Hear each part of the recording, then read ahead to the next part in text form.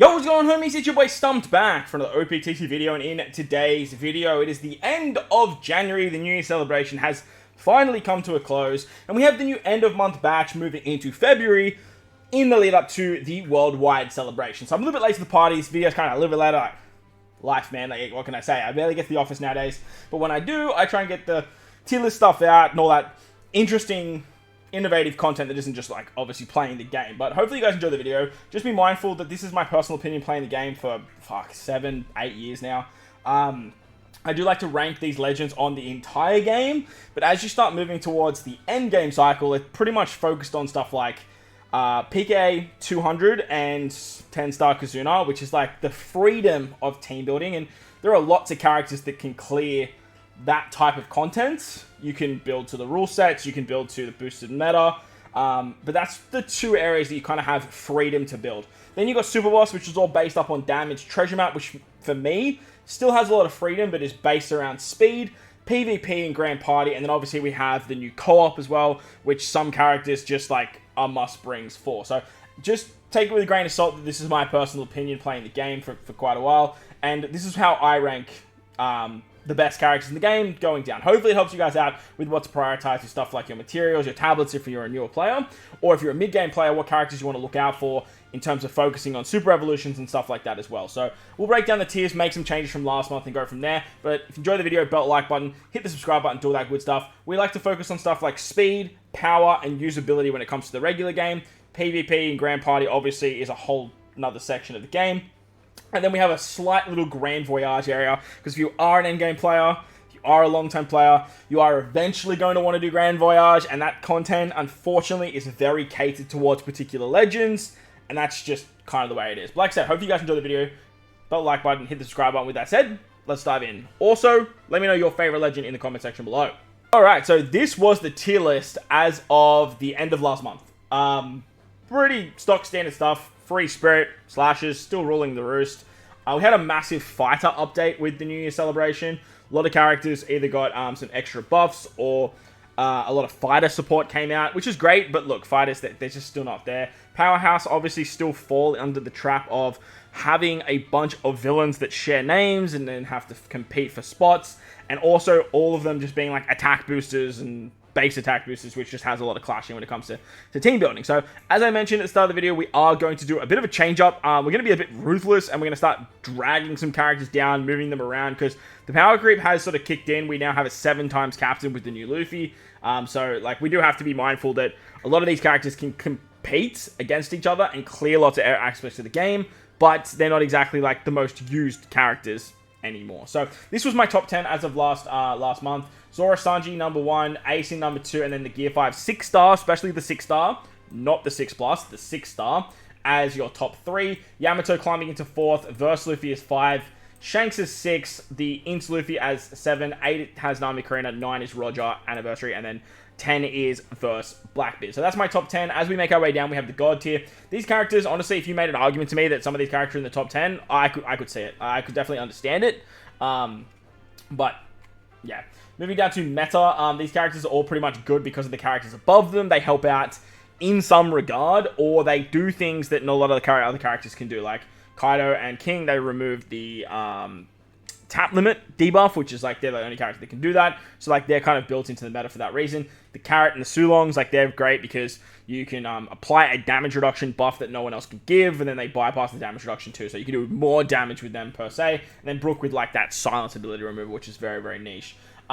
Toki, who's also great because you can then like remove defects and stuff like that. S tier captains, these characters are always used as a captain, and they are fairly good as captain. They're probably not as good as some of the other characters up here as captain options, but if you are to use these characters, you're probably going to use them as a captain in some regard for some particular reason, whether it's utility, whether it's good damage output for a certain class, but they might be quite restrictive, or they might not be the best uses for most areas of the game. Next, you got sailors, which are your substitute characters, or the characters on your team. They are going to be the best sub options. Level limit break, which is this LLB here. These are all like the best level limit breaks in the game. You do need like 10 copies of the character to get them to this point. You obviously need them super evolved as well, most of the time. And then we go down to PvP mainly. Like if you see characters here, they're only used in PvP. That's the only place. And realistically, it's placed for like these types of 6+, and then obviously like places for like PvP legends. So yeah, AT captains not as good as the S tier captains. AT sailors not as good as the S tier sailors. AT level 11 break, and as you guys can see here, we kind of go down the line. So we have this support tier too. If you have these characters, you don't have to super evolve them, but get their support maxed out because they're great. And then that little Grand Voyage sprinkle that I mentioned, these characters are must-brings. Eventually, you have to level them out, max them out, do all that fun stuff, because you have to bring them to beat the content, or it makes that Grand Voyage content so ridiculously easy. Since I did this, we have had another Grand Voyage. So I'll talk about some of those characters that are very, very good for that particular fight. I believe it was that when I last did the tier list. I just kind of glossed over it. As for bad for now, like, this is just bad for now. And then we have need love. Like, these characters need something. Like, they just need something at all. We have a bunch of characters to talk about. Obviously, we have 2 new PvP legends. We have Treasure Map Legend, Kazuna Legend, a 6+, and then the 2 batch characters. This is basically going to be a norm moving forward. We're always going to get, I feel like we're always going to get a PvP legend, a Treasure Map Legend, and a Kazuna Legend for every game mode. We're going to have them. The Pikqchu game mode is the end of month batch now, and then obviously we have a 6+ for the Kazuna. So that's basically the tier list in a nutshell. I'm going to quickly scroll back up, and we're going to take a look at top 10, God tier, all that fun stuff, and see some characters that just need to be dropped down.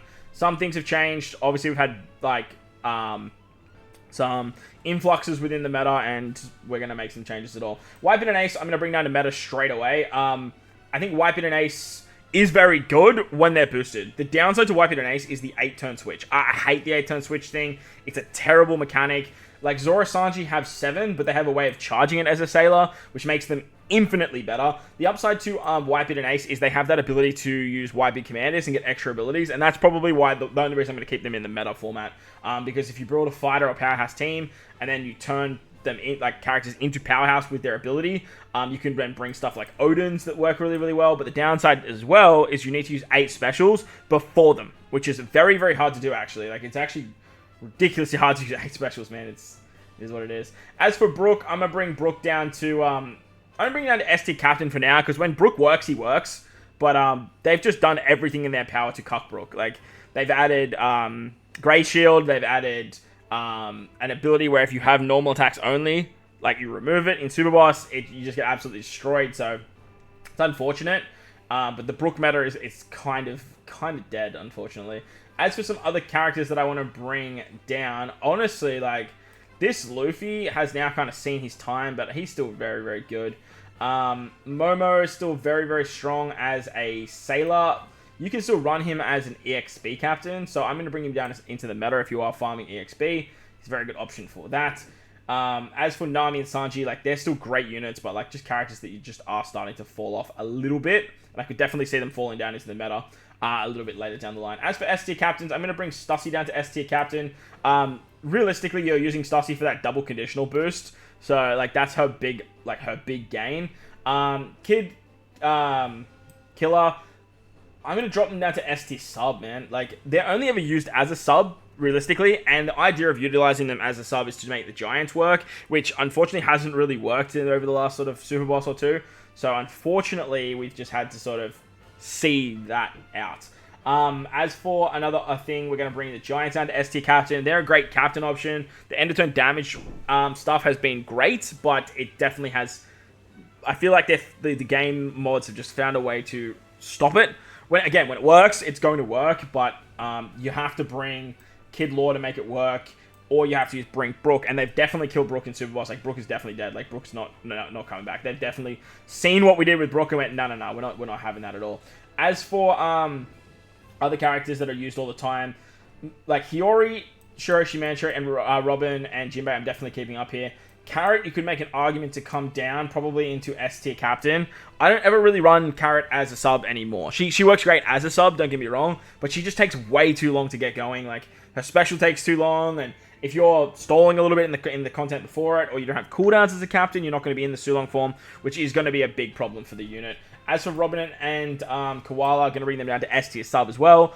They are fantastic. Like, they're a terrific unit, work great in Grand Voyage, showed a lot of value, across the board with barrier removal and stuff like that. But again, you're realistically only using them as a sub, and there are some other options now up here that just sort of do what they do a little bit better.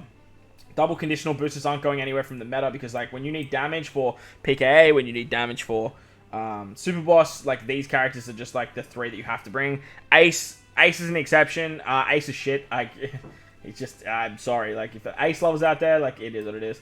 Odin and Toki, gonna bring them out to S tier sub now. Removing Paralysis and Despair is awesome.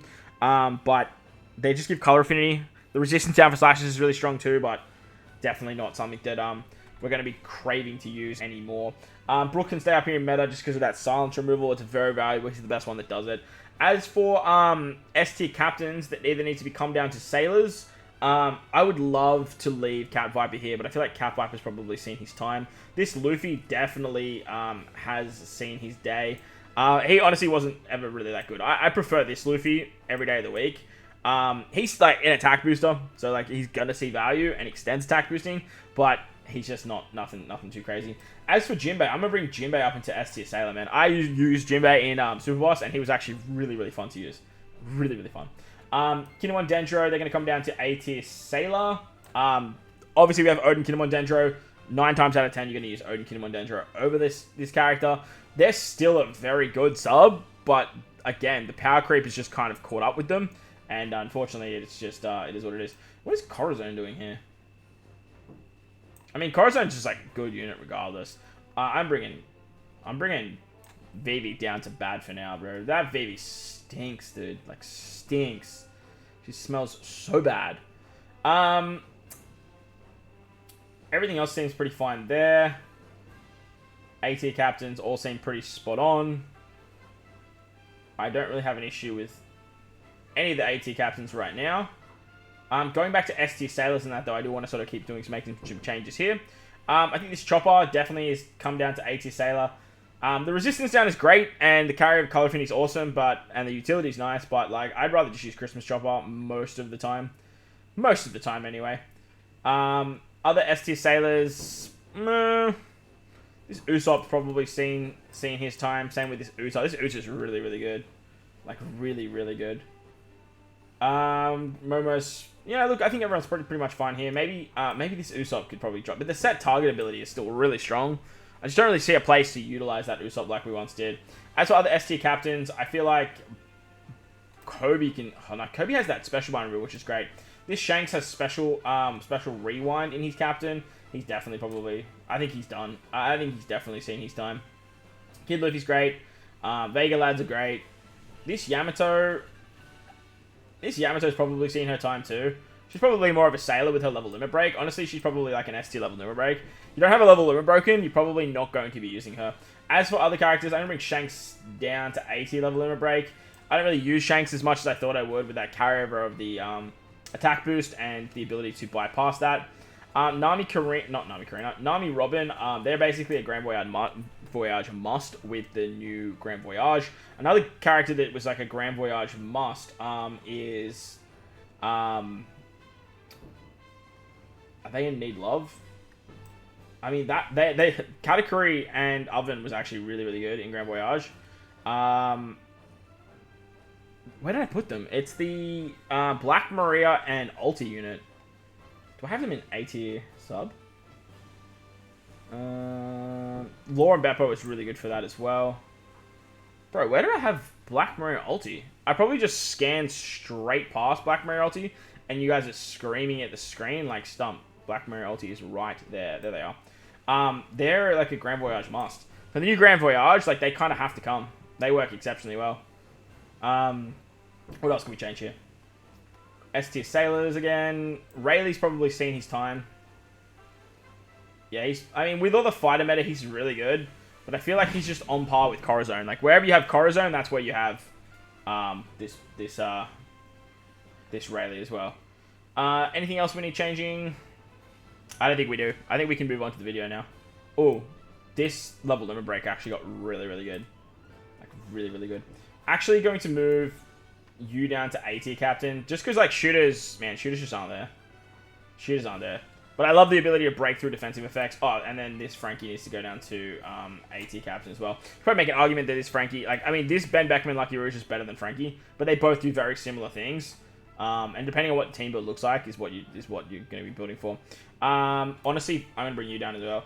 Bypassing defense is great, but, like, you're not ever using Blackbeard for that. He does it unconditionally, though, so, like, you don't need to build around him. You can just run him as a captain, run a full powerhouse team, and just still bypass that. But, like, I don't think this Blackbeard has been used since his debut. Like, he's just kind of there, you know? Just kind of a there unit. I feel like Kobe needs to go into Grand Voyage Must. He has potential to do some stuff, but, like, he's, like, ridiculous for Grand Voyage. Also, no, I put that boa there. Okay. I thought I forgot the boa last time I was doing this tier list. Alright, Windows, relax. Yeah, I think we can go down to the actual new characters now. Now, starting off, we had 2 new PvP legends, just because I was a bit late to the party here. We have 2 new PvP characters. Both of them are just going to go into PvP. Like, I feel like nowadays, like, PvP legends, look, they shouldn't exist to start with, but they're always just going to go into the PvP tier. You're never using these characters outside of PvP, so I don't understand, like, realistically why they even really give them abilities. Like, I know they have to, but, like, it is what it is. We had Fuji and Ryogoku, which buffs fighters and slashers. Actually really, really good on the slasher team. As just, like, a really good wall. Slap them in the middle, let them take shots, they can heal back, they action mine, they do some fun stuff there. And then Sentomaru. Sentomaru in regular play is very interesting. Sentomaru is based around cost, which is like 40 or less, which ironically all of the Seraphim are. So if you're running the Seraphim team, like, he's going to work great. But he turns all buffs into like rainbow buffs, which is like the big draw to the character. So you can do some fun stuff with Sentomaru, I guess, but like in PvP, that's where he shines. He's a free spirit character, so we're adding more to the 8-man free spirit team. And then he also buffs strength, which he's really good on. Alright, talking about PvP characters, Kumo is actually the character that got a 6+ this particular season.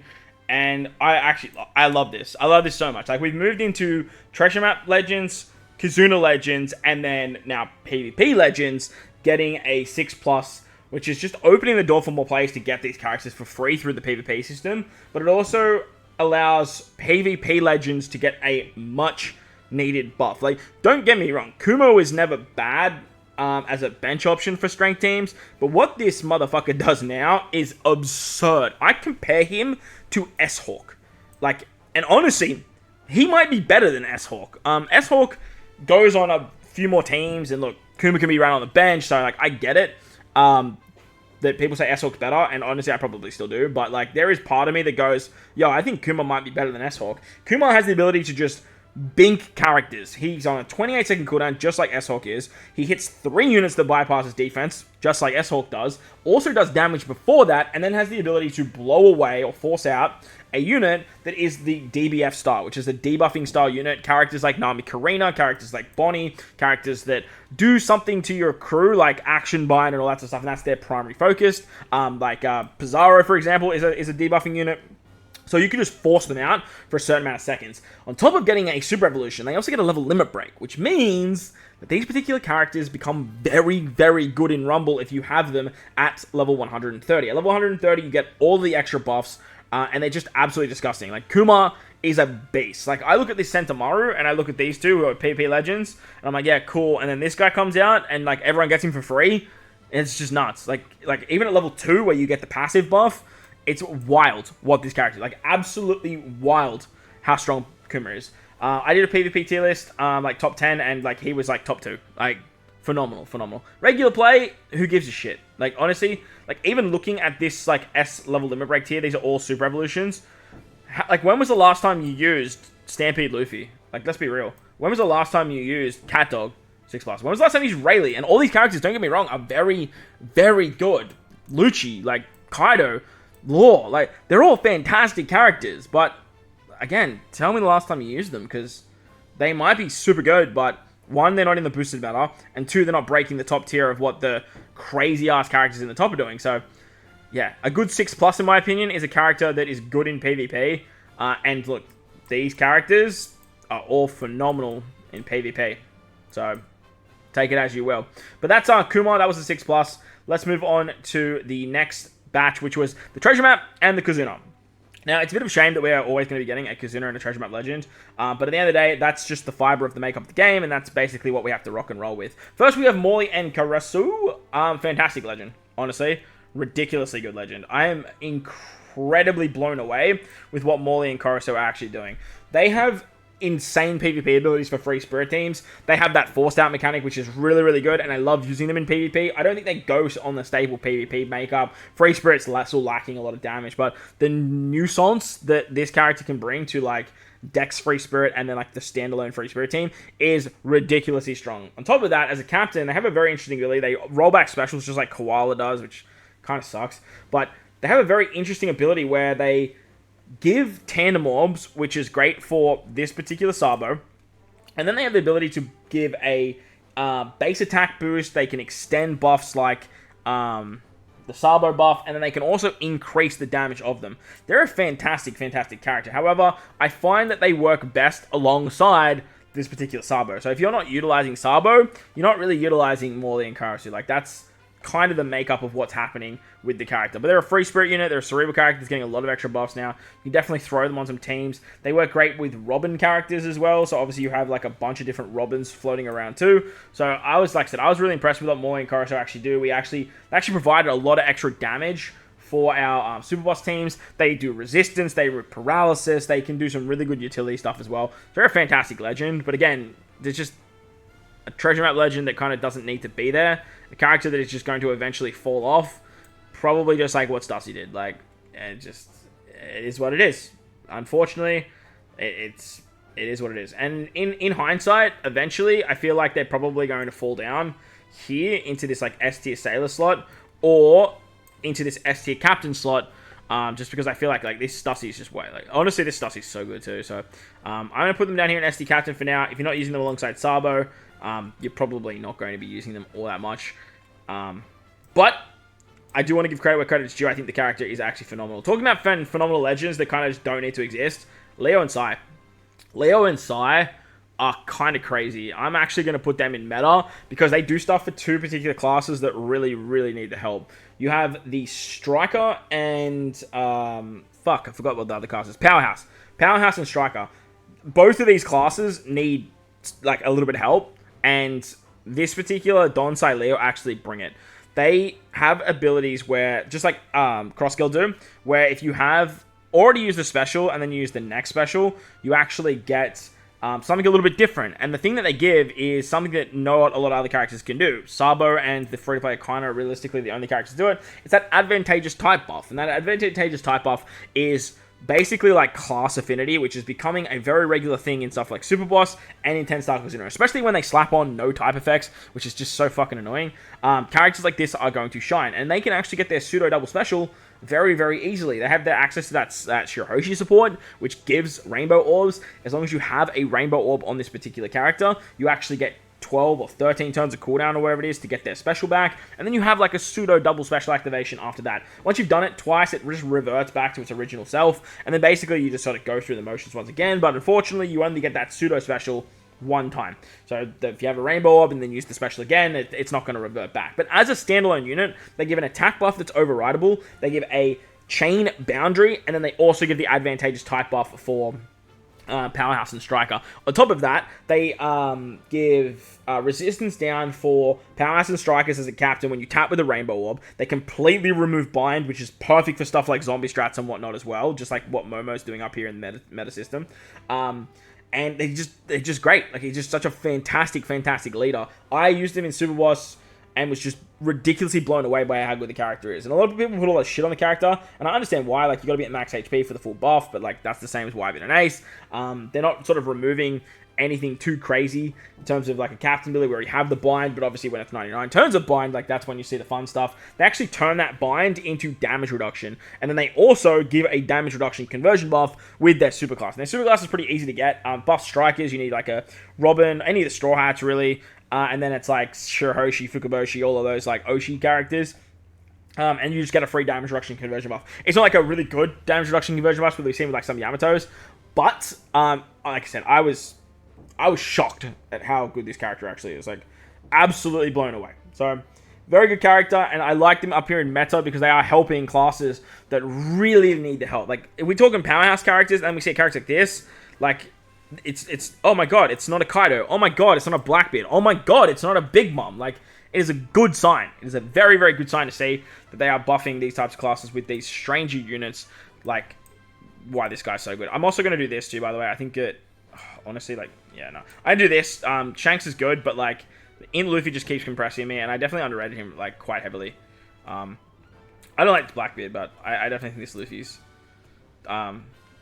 I think this Luffy's definitely pushing the good stuff. In hindsight, I actually think I might drop Blackbeard into God tier and bring this Luffy up. I've actually been really impressed with this Luffy. Like, this Luffy just keeps growing on me. Downside to the Luffy is, like, you look at this top row, we have 4 different Gear 5s, all in the top 10. But the upside to them is they're not all competing with each other. Like, these two are probably competing with each other. Then you've got these two that are probably competing with each other. The upside is they work great as tandem options, like friend captain, normal captain, or friend captain, normal captain. So you can do some pretty interesting stuff there. But, like, obviously this Luffy clashes a lot with this Luffy. But, like, this Blackbeard clashes with this Luffy. And if you're not using HP guard, then this Luffy's going to be the wave. Literally 9 times out of 10. So I think I'm pretty happy with that for now.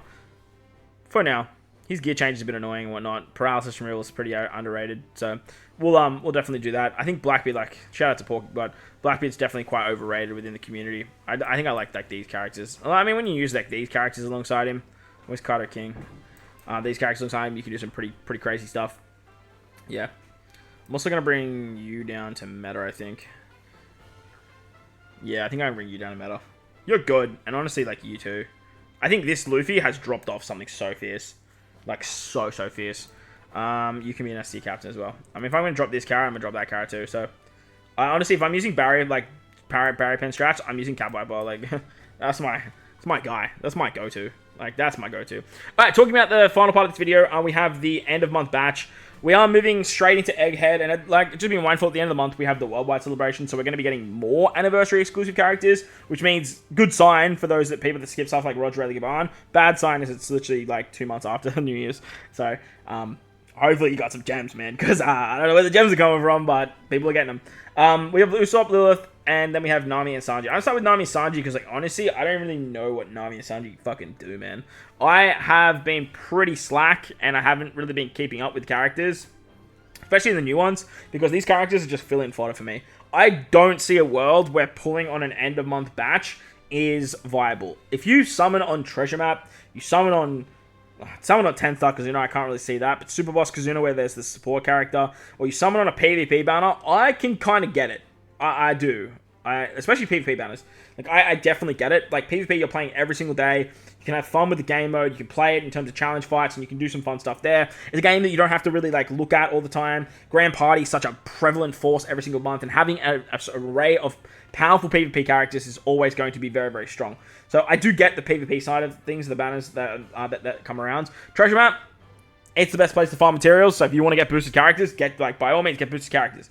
I kind of get it, but there's ways around it, so, like, that's more or less an exception. Kazuna is just an easy skip. Like, that should be a pretty staple skip for most players. But end-of-month batch characters, you will get these characters eventually. By law of big numbers, you will eventually pull this character on a ticket. It might be the day they get added to the ticket pool. It might be a week after they get added to the ticket pool. It might be a year after they get added to the ticket pool. But at the end of the day, as soon as they hit the ticket pool, they're fucking useless. They're worthless. The character is just completely worthless. And they might pop up in a very niche piece of content. And guess what? You'll have the character at that particular point. So then you can just fucking use them then. So, in saying that, these two characters I'm about to talk about are insanely good. They're great characters. However, you don't need them. You just do not need these particular characters. It's unfortunate, but it is the way that it is.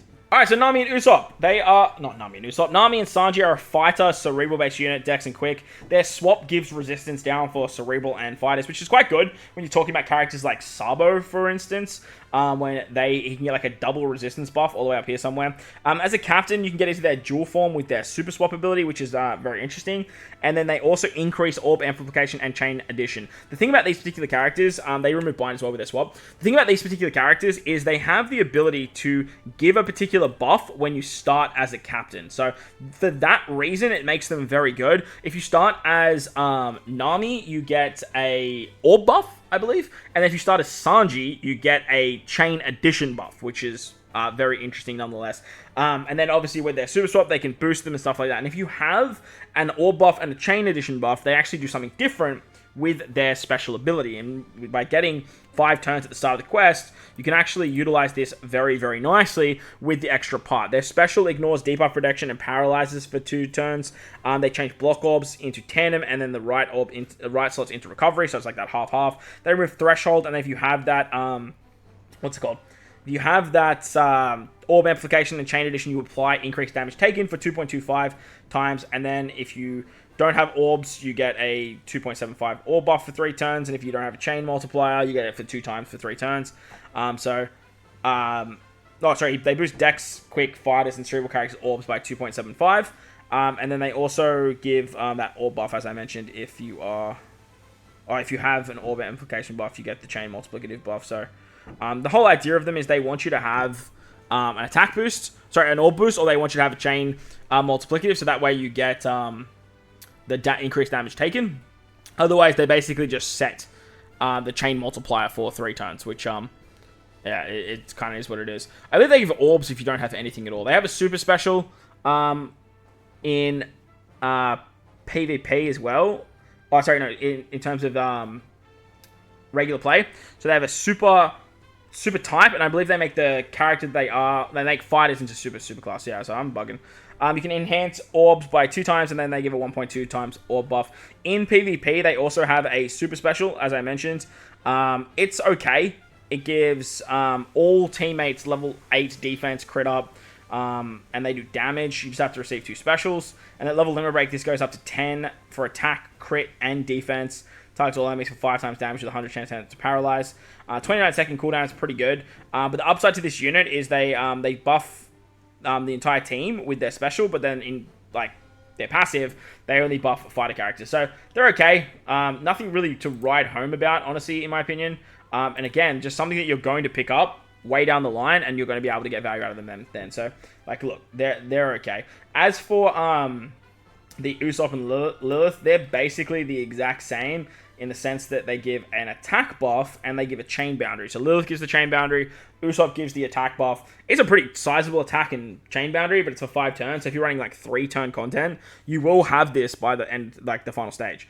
So you can run the 2 of them together, and then you will get this at the end. The downside is their special is going to become very lackluster when you are running 2 of them, because they don't really have any benefit of having the 2 characters actually utilize their specials, especially in their dual form. So once you're in their dual form, that's where you get the best part of their special. Well, actually, I don't really think it matters really. Their special doesn't really doesn't change at all. It just allows you to get that super type ability, which can be quite strong if you have the Vegapunk Dunnies or the Straw Hats. Now, Lilith and Usopp are built up around bomb slots. They want you to have particular bomb orbs. They make bomb orbs more effective, but unfortunately, they don't actually give, what's it called? They don't make bombs take less damage. Now, that can be a skill issue, but it just can be very annoying with particular what's it called? With certain content where you have to hit greats or you have to hit goods and stuff like that, which can be a little bit annoying. But they buff shooters, they buff cerebrals, dex, and strength, just like Nami and Sanji do cerebral fighters and then their types. They do, like I said, they do stuff with bomb orbs, and they make them at a 2.5 times rate if you tap with them. Their swap ability removes despair, which is interesting, and then gives the adjacent orbs to bomb. And then they give the resistance down for strength and dex. And then they increase the duration of any attack up or chain lock buff. Which is pretty strong as well. So you can do some pretty fun stuff with that attack up or that chain lock, and then just keep extending it throughout each particular turn. Their super special turns characters into super shooter characters. You need all the Vegapunk Dunnies and whatnot. You can enhance attack buffs up to 2 times, and then they do a 1.2 times buff themselves. But the real crux of this character is in PvP. On a 20-second cooldown, they do some crazy things. I will actually have a showcase video for them coming out very soon. My boy Tony did send me some stuff, and I put together a video for you guys, just showcasing how powerful this unit is, because you can do some crazy things with CD delay. If you have 6 or more shoot or cerebral characters on the team, you do a massive action bind, which is nuts, and then their super special is just absolutely crazy, but you do have to get hit 3 times. So they're a very good character, but again, a character that you're going to want to see pop up throw a ticket. It's just the law of big numbers, baby. Just be mindful of that. But that's going to wrap up the video. That is the tier list for January of 2025. Crazy stuff, man. January 2025. Wild, but here we are. Hopefully you guys enjoyed the video. If you did, bell like button, hit the subscribe button, do that good stuff. Most importantly, wherever you guys are in this beautiful world, please remember to enjoy the rest of your day. As always, homies, thank you all for watching, and I will catch you all in the next one. Let's